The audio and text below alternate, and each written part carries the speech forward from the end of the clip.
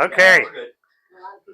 Good morning. Good morning. Welcome to the March meeting. Got a pretty good turnout. Not as many as in January, but we're doing okay. I didn't bribe him this month.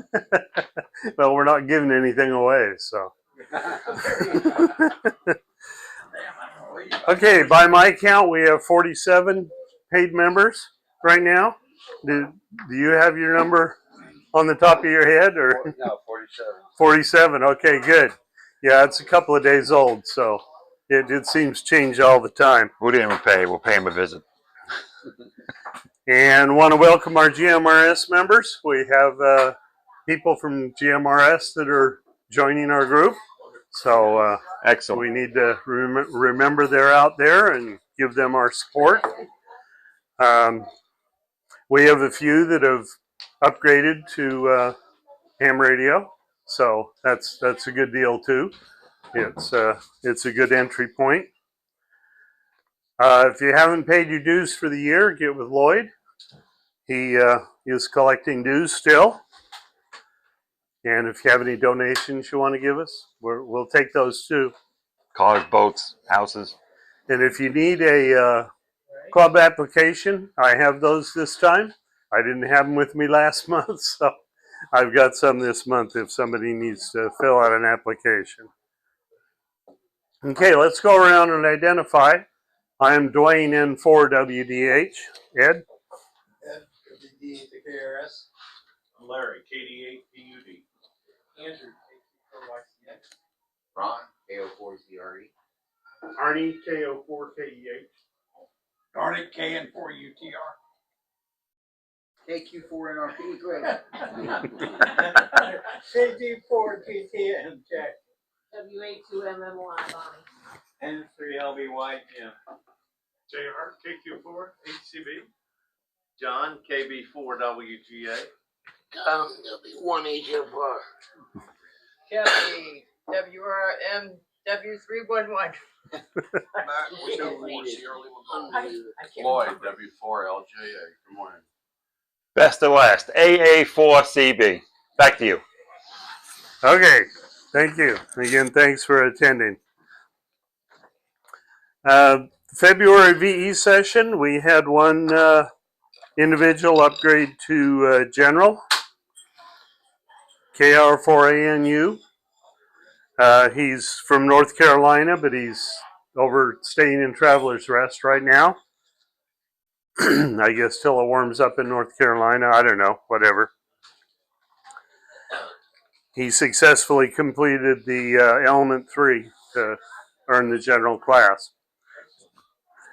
We have another session coming up on the 11th, on Tuesday.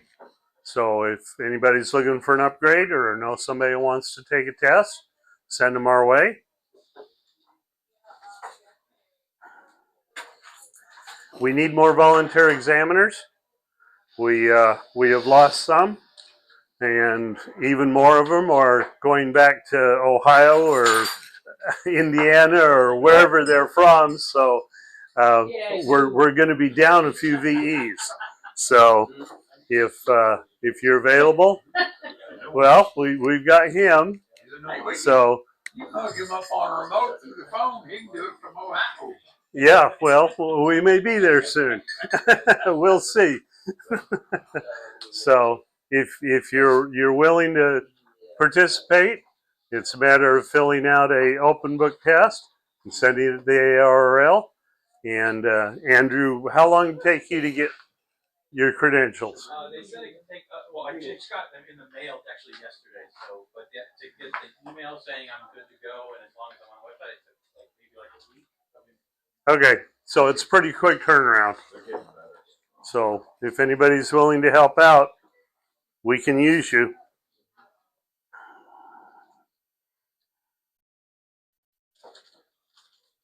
And if you're a general, you can test technicians. So, and that's what most of our tests are. So we can still use you if you're a general, but we prefer extras because they can administer any of the exams. And we're hoping to transition to online exams here I've set a date for the end of the year, but it may be sooner. We're working on that right now, where you'll come in and we'll give you a tablet computer, and you will just log in, and the test's automatically downloaded to the tablet. You just go through it electronically, and when you're done, they grade it, and then we submit the results. So hopefully that's going to make it a little bit easier for the VEs and the candidates. I did it at Brooksville. Okay. They did it with. Do you think it was better? Which do you prefer? I prefer the electronic method because things are legible. when you're filling out things by hand, you know, handwriting forms, and then I Handwriting, have to same. take them home and scan them and upload them, and you know, it's a lot more legible. Yeah, I took the tablet test over in Orlando Education, and it makes it pretty easy. They give you pre-register with a code. So on the B side, you just come in and they just enter the code in the tablet, and all of the FRN and everything's good to go. It's actually streamlines a lot of the paperwork. Okay, Does so. that cost the club money or? We had some tablets donated, Oh, very nice. so we're going to be set up there. And other than that, I don't think there's any cost. We may have an issue with the Wi-Fi at the train station. Oh. We need to determine a way to get a good signal in there. So we're working on that as well. Or maybe we'll have to change our location and go somewhere else. I don't know. Okay, treasurer's report. Lloyd. Yes, sir. Good morning, everybody. You Good want the morning. mic? Lloyd. W4LJA. Well, thank you, sir.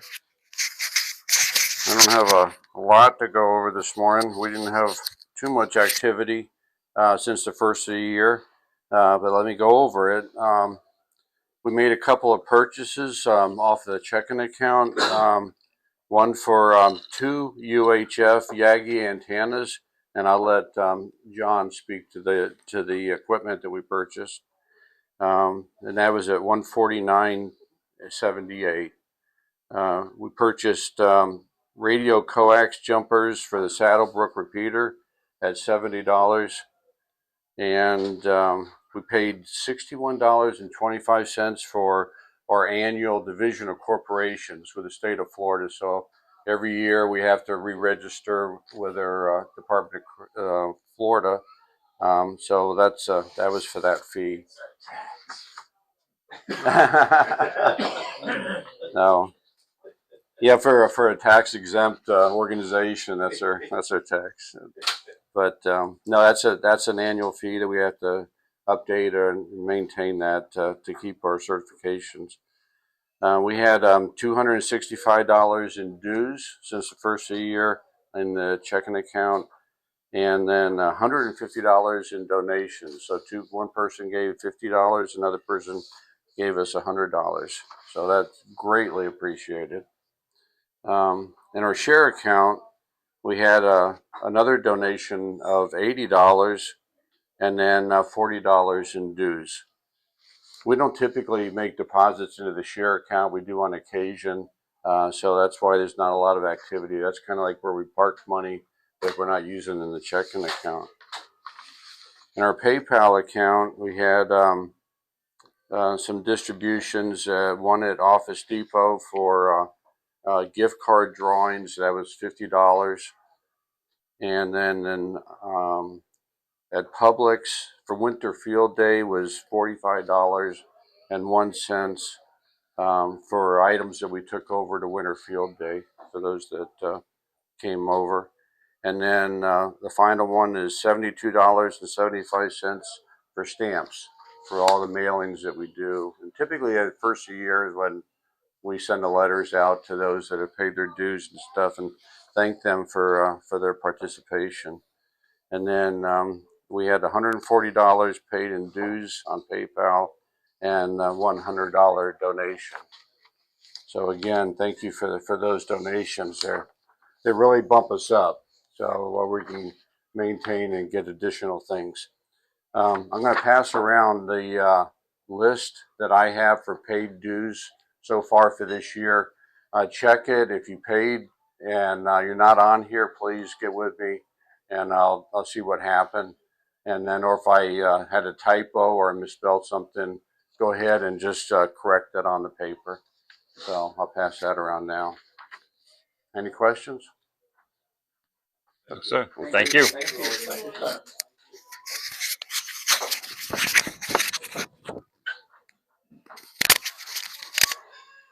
Okay, well, thank you, Lloyd. We appreciate you keeping track of the money for us.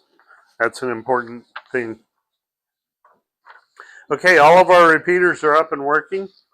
I'm not going to go through the list. By now, I hope that people know what's where and what's on the air. And if you need any details, just get with one of us. Any of the board members can fill you in. We recently made some improvements linking the 8.8 to the 5.29, the Saddlebrook 2-meter machine to the St. Leo 2-meter machine. So that's working much better. Thank you, John. And we're just trying to improve things all the time. We're taking steps to improve the footprint of the GMRS machine, which is over at Saddlebrook. You have a question? No, I was just going to ask, did they track down the noise situation with those repeaters? No. And we've got a new noise on the 8.8 now that sounds like a digital device that comes up every so often and just, you know, it's just an interruption. So we're always tracking these noises. Don't know where they're coming from. Or we share 440. That doesn't affect 2 meters, but we share the 440 band with the military, and they run radar out of MacDill. So certain times of the year, they turn up the power, and we can hear the radar on our repeaters. Yeah, so there's a lot of issues, but we're working on them. Can't eliminate them all. So the GMRS machine is on 462,650 down at Saddlebrook. You have to have a license to operate GMRS, but there's no test involved. It's a matter of just filling out the application, paying the, is it 75? 35. $35 to the FCC, and they'll issue you a call sign. And it's good for the whole family. So if you have children or your spouse who wants to get on the air, but they don't want to do the test and get the technician license, that's a good way for them to go. And there are GMRS repeaters all over the place. So if you listen to them, you'll hear there's a lot of stuff on GMRS. Some stuff that probably shouldn't be. A lot of businesses go to GMRS, restaurants, construction, you know. They share School with the family radio. guards. Didn't you have one of the schools that was? School, you know, where the kids drive up and they get the car line. You know, that's on one of them. The road construction is the best because you see them, you know, stop go signs. Yeah. And they got a walkie-talkie. That walkie-talkie's on channel 1 through 14 somewhere. You can sit there, I mean, communicate and tell them what a wonderful job they're doing ripping up your pavement. That freaks them out. That freaks them out. Or you just say, okay, clear, everybody go. And then you got cars going head to head, and that's always fun. You just pull over and watch the tow trucks come down in ambulance. So we have a bunch of upcoming events. Chris, do you want to do that? Everything going, don't touch the side buttons.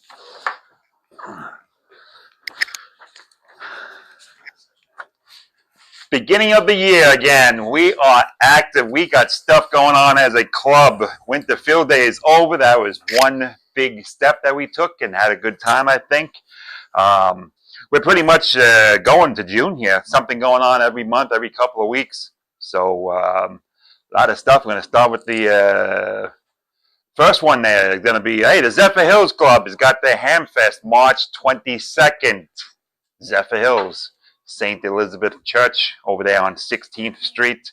It's usually pretty good, 7 a.m. to noon if they survive, if it don't rain. But that's one upcoming local event.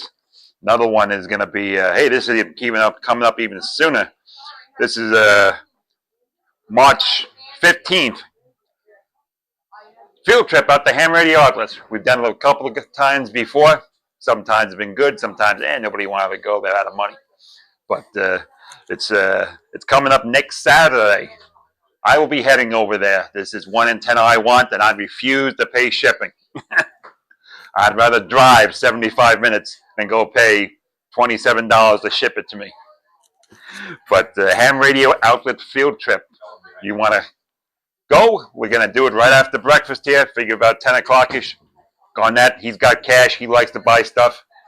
We'll, I like to buy stuff, ain't gonna cash. he's always got the plastic card. Pass that card around, we'll buy something for us.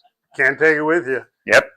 Yeah, he's gonna leave before I do.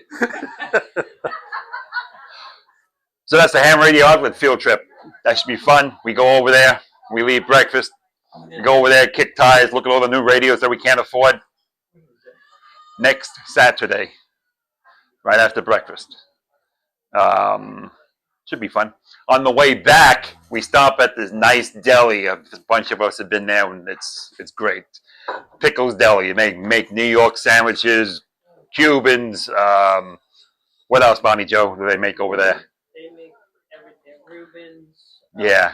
Old style deli. Place is always packed on the weekend, so we will find a table. Packed all the time. Yeah. Went there a couple of weeks ago just to visit. Yeah, we visited all right. Next one is Florida State Parks on the Air. Hopefully this event is going on this year. Their website's pretty well dead. I hate to put it down, but hey man, you ain't updated the stuff in 2 years.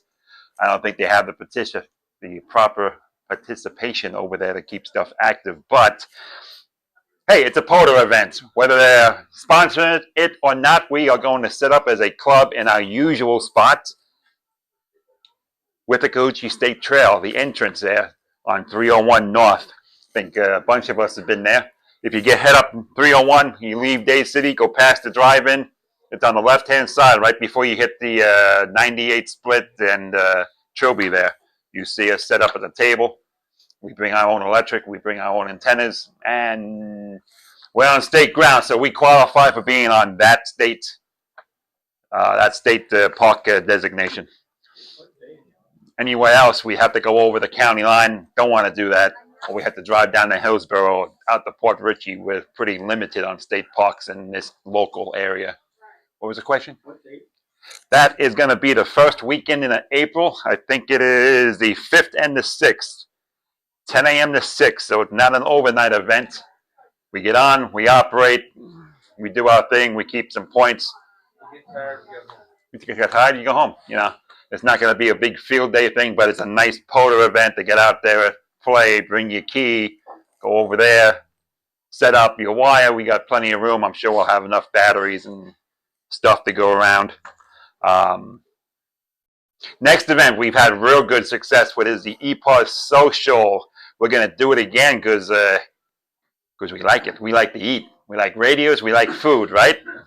Yeah, look at the crowd. And I'm looking at that. I'm talking to here. Florida Avenue Brewery. Time to come out and lift up a cold one. It's not IHOP. You can have a beer. You can have your steak. You can have your chicken wings. You can stuff yourself. Usually lasts about 3 hours. I think we were there one couple of times. Yeah. Get there at 5:30. Next thing you know, it's 9 o'clock. So it's a exactly. And yes, we will expect to see Wendy there. Yeah. So bring her with you. We like to reserve a day with her. Bring your wife. Bring your spouse. Bring your dog. I don't care. Whatever you got there. But we're going to be there for a couple hours. It gets a bunch of people together to an event. Like I said, we like to see each other. Besides the breakfast table, it's a nice adult theme there.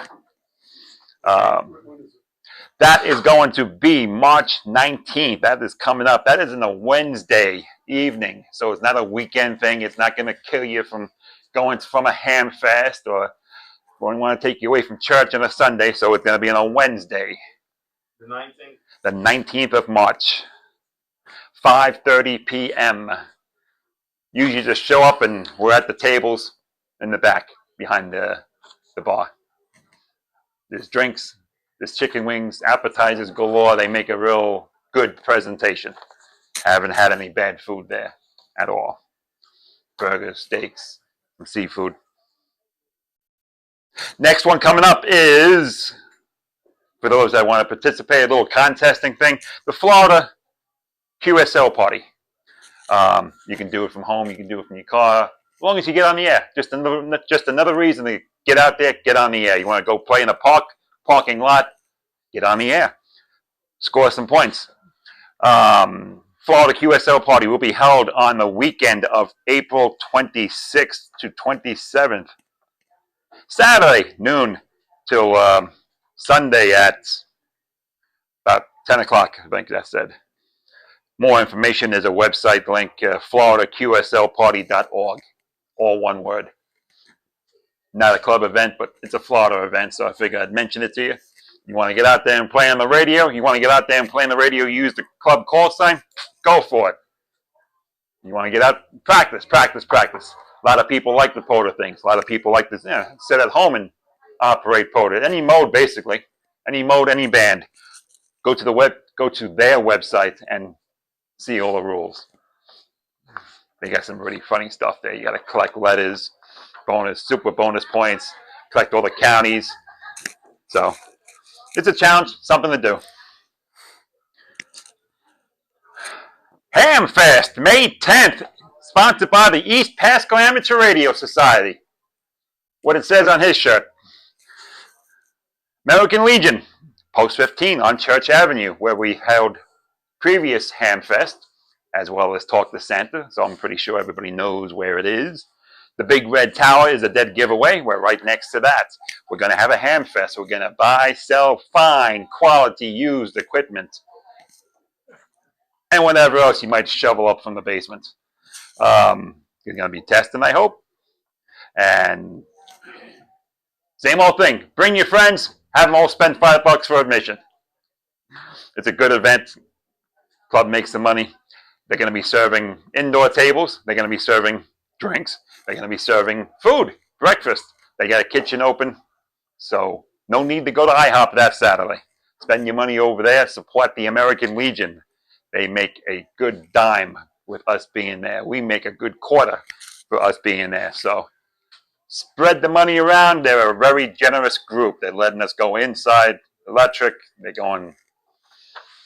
They stepped up to do breakfast the last time. I think they made a decent amount of money there. A lot of happy people running around. Last time, unfortunately, we had Melbourne rescheduled, so it really screwed us. We had like 7 tables. Whoopee. This time I'm expecting a full parking lot like we had the last 2 times. We'll get some people down there, some show and tell.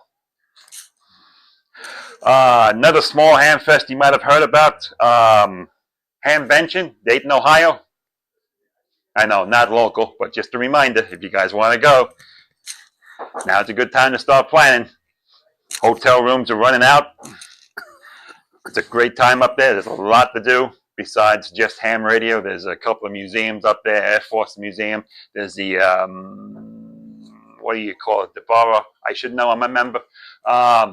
Dayton Amateur Radio Association, DARA. And they have a nice clubhouse building. It's probably bigger than this, as big as this IHOP. It used to be an AT&T wireless transmitter, international. They got a big humongous towers over there. I got a video up on my YouTube channel showing you everything and all. $10 a year? Yeah, you know, I could do that. Just to say, hey, I'm a card-carrying member of DARA. And you're allowed to go in there anytime, 24/7 to operate. So it's a nice club. They put on a good event. And hey, it's Dayton, Xenia, whatever you want to call it. Those diehards like me will probably be there this year. He's looking at you. He ain't looking at me. He knows I ain't gonna He's a diehard. I know he wants to go. So that's Dayton coming up on May 16th, 17, and 18. Last event for the summer, then we can take a break. Field Day, June 28th and 29th at the San Antonio Train Depot, San Antonio, Florida. Breakfast, Saturday, typical. We come here, we shove food in our mouth, we haul ass, we get up there, we start plugging in, making sure everything works, waiting for the official 2 o'clock kickoff to start calling CQK4EX. Food, drinks, fun. Again, bring your spouse, bring anybody you know that might have an interest up there. We'll have some demonstrations on portable antennas. We're going to try to get a couple of bands up there. We're going to have a good time. This is the big social radio event. Like I said, you don't have to be a ham to go up there and enjoy. Come up there, enjoy, chit chat. We're going to have the 2 radios set up, some computers. It will be fun. We'll geek out a little bit. But the big thing is, come on up, participate. Everybody's an extra on field day. Yes. So come on out and you can use all the bands, all the frequencies. Yeah. 20 years as a technician, field day was always my favorite because you got to go down there and screw around. I mean, operate the contest. And it was great because, you know, and that's like one of the motivations go, hey, let me get that general book. Next thing you know, you're upgrading, and then you're having a blast on your own time. You don't have to wait for field day. But field day is a real good kickoff for the for radio event, and it's a good club event. Lots of people there. I'm always inviting people from other areas to come down. Hopefully we get a couple more participants, and we get to show them what East Pasco Amateur Radio Society is about. We are serious when it comes to field day. We like our contest. We like to have people, friendly faces. We always meet new people. We even gain a couple of members. And hey, it's fun. It's a good event. Any questions? Grab me. Books? Yes, I still have the books. I have one book I brought for somebody. And I have 2 more extra books. I got an extra book, a general book, and an extra. Okay, I don't have any technician books, but we got the general and extras floating around. Use them. I'm giving them out to anybody, anywhere, any club, anybody you know that might want one, need one. And when you pass that license, bring it back so I can put it in the next guy's hand and have him upgrade, because you can't upgrade if you don't read and see it. Thank you, sir. Okay. Thank you, Chris. Yeah, and please upgrade your license. Yes. If you're a technician, there's so much more to ham radio. Just get out there and get a book, and it's not that difficult. I didn't say one thing. It's a GMRS license. The hard part is already done. You all got an FRN number. How hard is it to log into the FRN number and say apply here? That's it. 24 hours later, you are now WW5529 2x4, or whatever they give you. 16, 22 extra channels. You get to come around, because if you don't, we usually end up talking about you on GMRS. I had my license number before I signed off the FCC. There you go.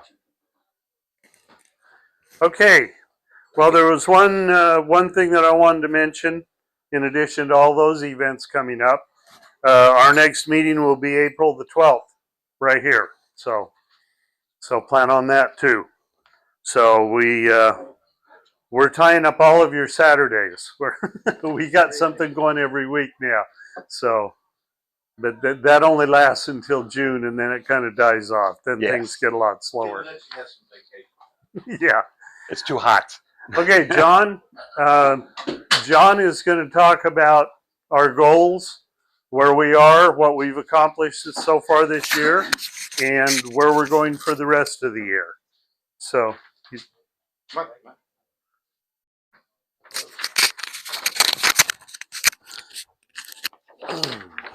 All right, well, I'll make this quick because I know Duane has some program for us today. Again, this year, I'm just kind of going over the same stuff that I went over in January because there's some new faces in here. Plus, it was in January. And, Yeah. We're going to do our library presentations again this year. We've been working on that. For some reason this year, the library has been slow getting back to us. We're going to continue to work on that. We're going to change the format up. In the past years, we've always done a GMRS and then an introduction as kind of an introduction to radio and then an introduction to ham radio. We're going to do away with the introduction to, or not do away with it so much as make it less of the center of our presentation and make it more ham radio related in our presentation to the community at the libraries. Fox hunts. We've decided to hold off on the fox hunts. The last few fox hunts were not well attended. But we're going to try to maybe do some of those this year. If you're interested, or if anybody wants to borrow the fox hunt transmitter and play with it and learn something about doing fox hunting, that would certainly be nice. But if you really want to do something that's good for fox hunting, see if you can find that noise that's running around on 146.280. Yeah. Get the free handy talk. Yeah, yeah. I have no idea what this noise is. It's on 146.28. It's on the input of the repeater, and sometimes it makes the repeater go mad. It doesn't like it. But if you listen, and some days it's at my house on the input it's full scale. Other days it's an S3 or an S1. There's no rhyme or reason to it. Let's see. We've started doing some additional net control training, and we made some changes to the script, and we've gained a few more net control operators. Yes. Thank you. Thank you. We would love to have a couple more. This guy is. You have done a great job, man. Yeah. Thank you, Larry. Yeah, thanks for stepping up. Let's see. We're working on improving our inventory process. We got a lot of stuff, and a lot of stuff is in a lot of different places. So we really need to improve our inventory. I go by with a sheet of paper and I write things down and I put it on a spreadsheet, and then I hand it to Lloyd and to Duane and to Chris and say, do y'all know of anything else? And we really need a better process than what we're working on that.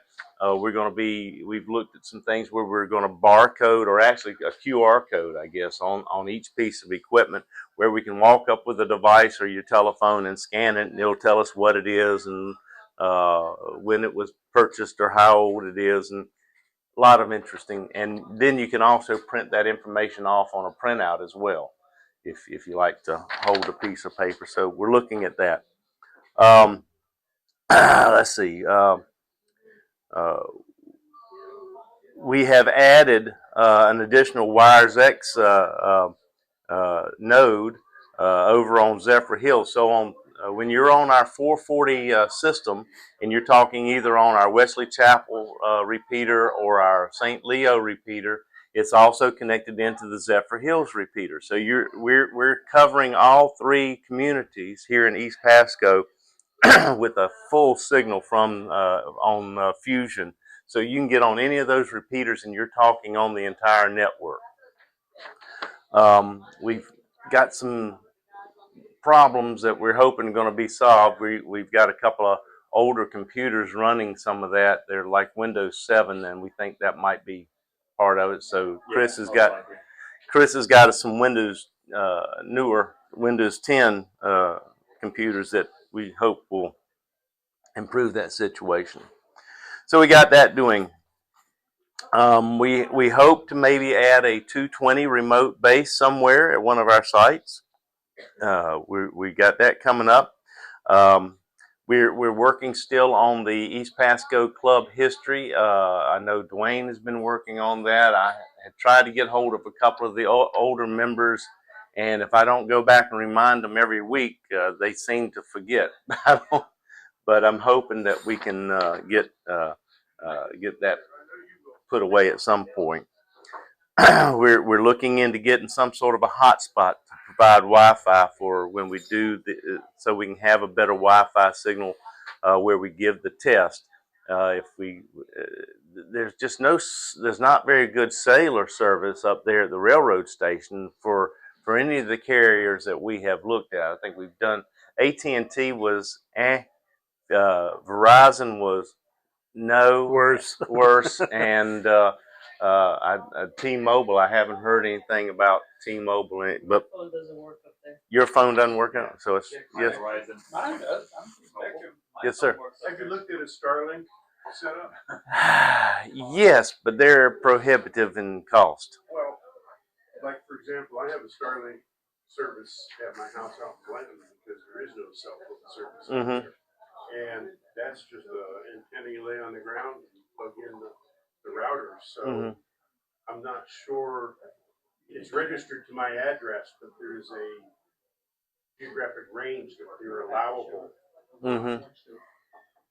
which is not, and St. Leo is not that far from my house. So, you know, maybe bringing the Starlink setup down there. Okay, that That's how they did the Orlando. I know that's how they did the Orlando, but again, it's Ongoing cost.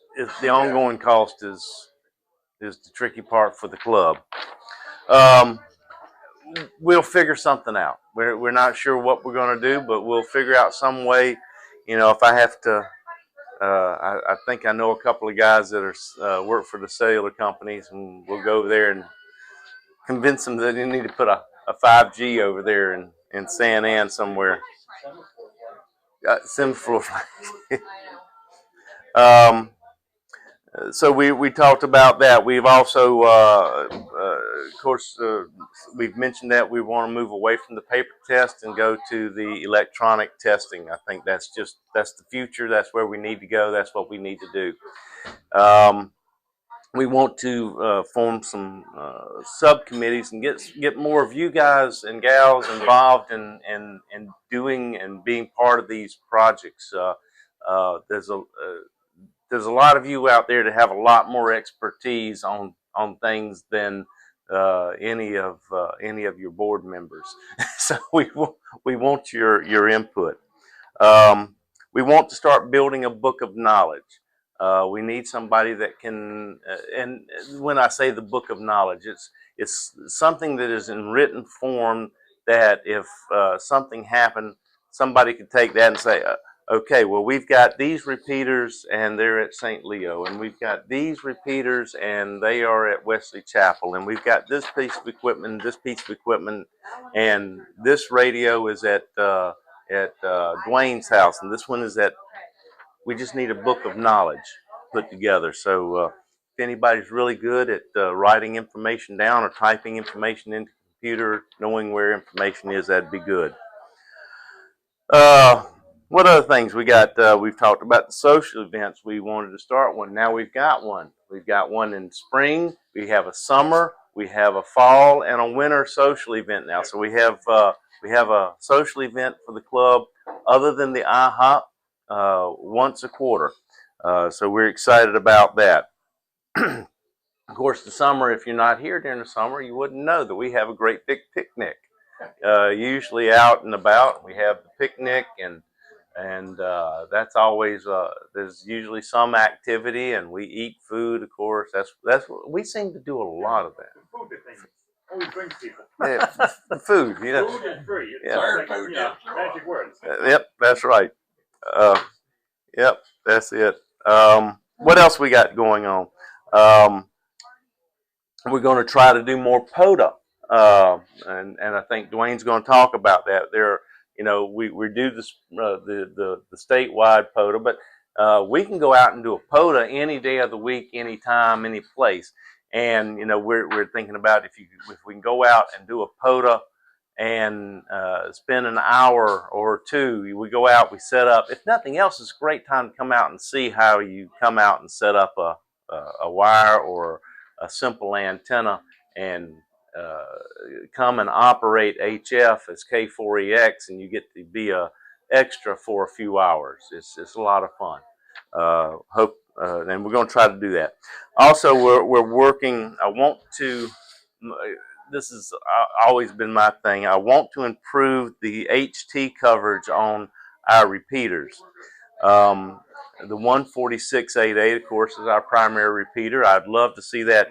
There's a new device from All Stars, a RTCM device, which you put a receiver. It has to be a good receiver, but you put a receiver there on 14628 and a internet device that plugs into the internet, and that audio, along when it's receiving, it hears a signal on for the input to the repeater.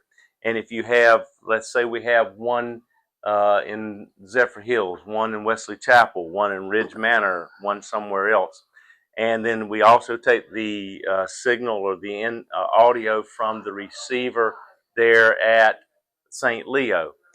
That is fed through the internet to a device that then is intelligent enough to sit there and know which receiver at any second in time has the best audio. And then that would be what is sent to the repeater transmitter. It's called a voting system. And this system is highly intelligent, listening to all these receivers at the same time, and whichever one has the best signal is the one that it repeats or sends to the repeater. So we're not dependent just on the one receiver there at St. Leo. We'll be multiple. Now that can also introduce a whole chain of other problems, but I'm looking forward to the ability. The thought is you would be able to use your HT, walk into any house or building, and hopefully have improved coverage. Project. If you're interested in helping with projects and experiments, this is an experiment. Let me know. Club storage unit. We're looking to get a club storage unit because, like I said, some of the stuff's at my house. Some of the stuff's at the club equipment. Some of your club equipment is at my house. Some of your club equipment is at Chris's house. Some of the club equipment's at Lloyd's house. Some of the club equipment's at Duane's house. Some of the club equipment, I think, is probably at some of your other. We've got stuff spread out all over the place. It would be really nice if we could figure out an inexpensive way to get some sort of a storage space. It wouldn't have to be big, but instead of, where's the HF radio? Well, I don't know. Duane, do you have it at your house? Who had it last? Who had it last? We're getting kind of big for that to happen, so we need to have a place to keep it so that we can send people to where we should know where our equipment is. The other thing is I want to get more of you. We've talked about this. We would like to get more of you involved and sustain our knowledge. It's great that Duane knows everything. No, But if I'm learning less every day. But if Diane takes Duane and they go on an extended cruise to Alaska, all of our knowledge left with Duane. So we need to have people involved in our club and our activities that know that have the knowledge. The knowledge. We shouldn't have these. What do they call it in the government? These silos of knowledge. We don't need to have those silos in our group. I want that knowledge to be spread out. The last thing is Saddlebrook. We're going to be scheduling some time to go to Saddlebrook site. We were over there yesterday looking at, we're going to be doing some some antenna work over at Saddlebrook in the next couple of weeks. We're going to be doing, especially the GMRS repeater, putting up the antenna and doing some repairs on that. But I was looking yesterday, and all those weeds and all the stuff and the leaves that we got out of there a couple of years ago, it's back. So we need to go over there and spend some time. Actually, it's kind of a fire hazard. It is. We really need to get that stuff out of there so that we aren't putting our equipment in danger. Yeah, you're right. There's a lot of leaves and a lot of dried out branches. And yeah, we need to work on it. Yeah.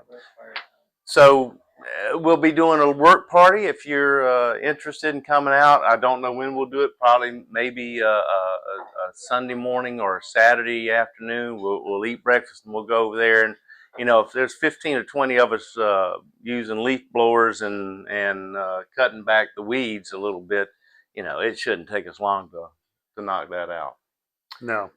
All right, that's it. Thank you very much. Okay, And thank you, if John. you have any questions, let us know. You want this one? Yeah. Okay, I put together a little presentation on Parks on the Air. Hopefully you can see this across the room. Can you see it, Andrew? Okay. I've been doing this on HF, and it's a lot of fun, and it's very easy to do. So we have an event coming up in April, the 5th and the 6th, where we're going to be out in the park. So I thought it would be a good time to just familiarize people with what this process is and how it works. Bug spray, very important for Okay, the basic requirements is that you have to have some kind of HF capability. So you need an antenna and a radio and maybe some kind of power supply. And it can be as simple as just throwing an antenna up in a tree in your backyard, or having a little vertical out there. You get a ham stick if you're going to stay on one band. So it's pretty easy to set up a station. And you also need a computer for spotting the stations and for logging your calls. Is that still up there? I don't know if it's going to time out. There are two types of operators involved in Parks on the Air. There are activators who actually go out and set up in a park and collect calls, log contacts. And there are hunters. I'm a hunter. I'm not an activator.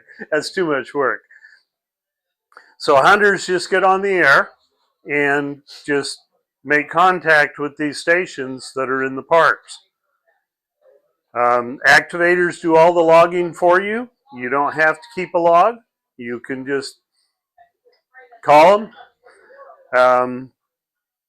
If you do keep your own logging software like QRZ or Logbook of the World or something like that, you can actually log the calls yourself, and that way you can earn awards with your logging program. They have worked all states or worked all continents and stuff like that, where you could actually apply for awards. And there are awards that are automatically issued by Parks on the Air, where as you accumulate contacts, they'll reward you for that. This is an example of my award for 100 contacts, 100 unique referenced areas in the Parks on the Air. So that's just an example. They give you one for 20, and then they give you a 30, and then you get a 50, and then you get a 75, and then you get a 100, and you keep accumulating this stuff. So to use Parks on the Air, you have to register for an account. You go online to POTA app, sign up, and you give them your information, give them your call and your location and various information. And then you'll have a unique login with a user ID and a password. And then to actually start logging, you just open the POTA app in a browser, and you can select the band, the mode, and the sort order that you want to see the stations that are on the air. See if this is going to work. Okay, this is what it looks like on the website. I don't know how well you can see that. This is the biggest screen that I could carry, so if we need a bigger screen, we'll have to get somebody else to carry it. but here you can go up here in this corner and you can set what band you want. Any of the bands. This, I have 40 meters selected here. It says there are 16 stations on 40 meters. The mode I am looking for is single sideband. You can also do, they have one here for phone, but I'm not sure what the difference is. And then it will show you how many people are on the air. And the detail gives you the frequency that they're operating on, the park that they're in, and people will log spotting information as to where they're being heard. So what I do is I go over, there's another position up here for sort, and you can sort it by time or by frequency. So I sort it by frequency, and that way I start at one point in the band and I just move up the band with each station. And what else do I need to show there? All the parks have numbers. Like this one is US 8353. He is in Florida and he's on 7275 kilohertz. So that's all the information you need to make a contact.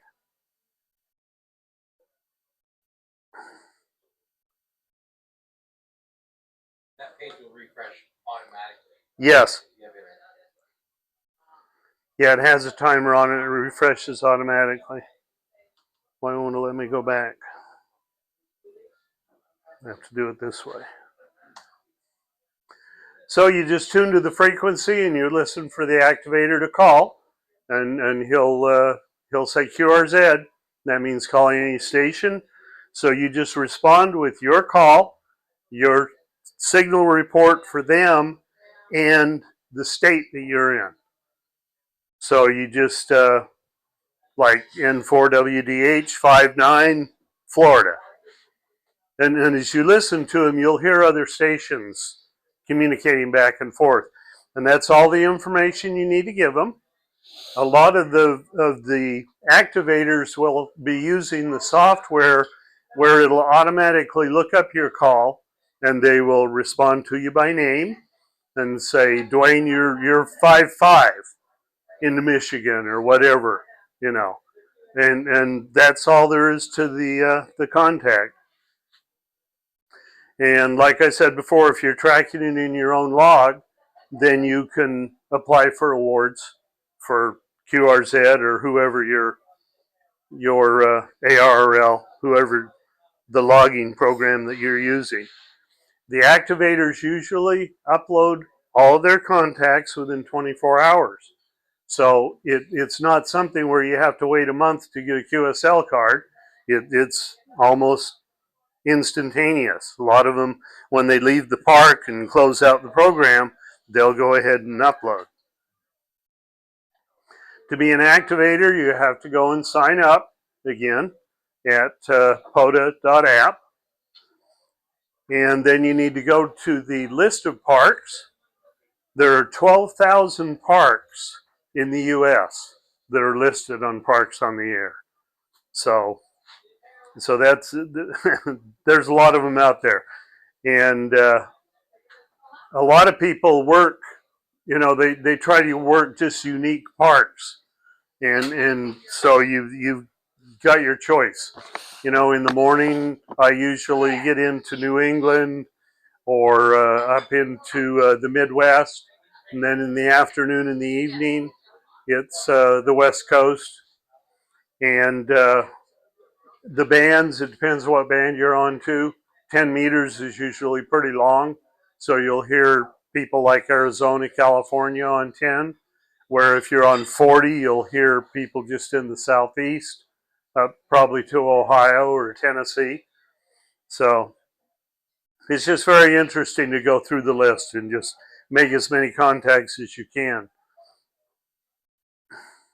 So when you pick out your park and go to your park, one of the 12,000 parks in the U.S., you need to get permission to set up. You need to contact a ranger or somebody at the park and let them know you're there and what you're doing.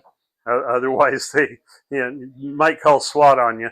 They think you're doing something that you're not supposed to. Then you go out and spot yourself on POTA.app and start calling and logging. You have to log at least 10 contacts for it to be a valid activation.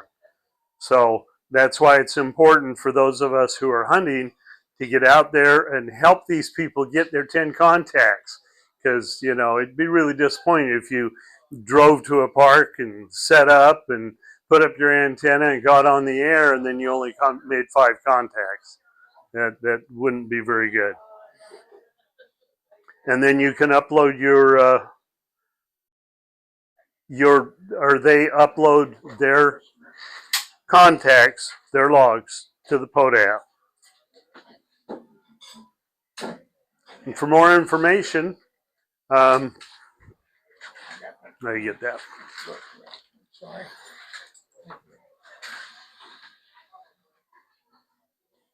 There's lots of information at POTA.app on the web. You can read for days and still not have it all. You can Google things if you have a specific question, like how do I log this, or where is this park, or something like that. You can use Google.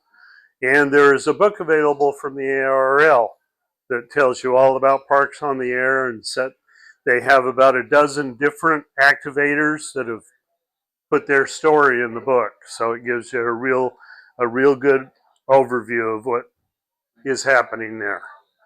And once again, this is our event, April 5th and 6th at Withlacoochee State Trail on 301 just north of Dade City.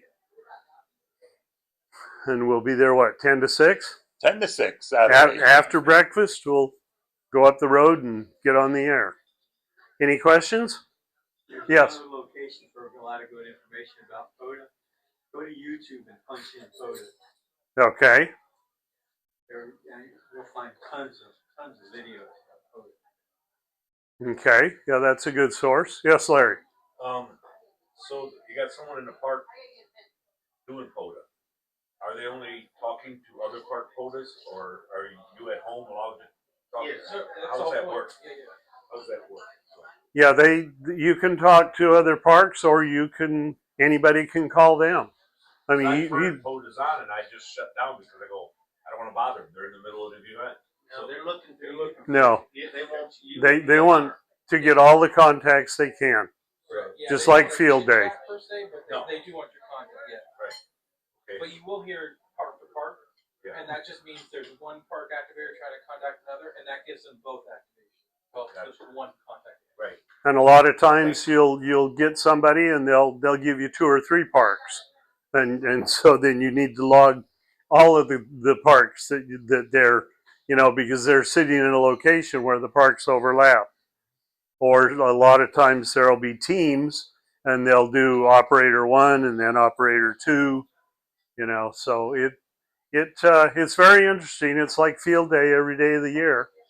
I try to avoid weekends because of the contests on the weekends, but during the week, Monday through Friday, probably from before sunrise to on the West Coast, parks probably close, I don't know, about 6. So you're probably looking at 9 o'clock at night. You can still be making contacts. I don't do very much of it, but it's a good way to test your equipment. You're trying to figure out, okay, is this thing working, or is it, am I getting to the West Coast or whatever? Yes. You can get on there and you can find a park to park out there somewhere. One important thing to know, if you do activate that, even if you don't get 10 contacts, you still need to upload the contacts for the people you did get, because they still get credit for that contact. Okay. You go on the site. Now, do we log, or do you? A hunter doesn't log, or does log? You don't need to. You don't need to. It's up to you for your own. Now, when we do the state parks on the air, which is what this event is, we will be logging all of our calls. There. Yeah. Any other questions? the important thing is just remember, have fun, do it. Yes, Play radio every day. absolutely. Get on the air. See how far you can talk. Yeah. Okay, well, that's all that I have. So if there are no other questions. Thank you, Duane. Thank you, boss. Sure. Now let's eat breakfast. Where's the girl? I'm John. Great, let's see. KA11. EKO.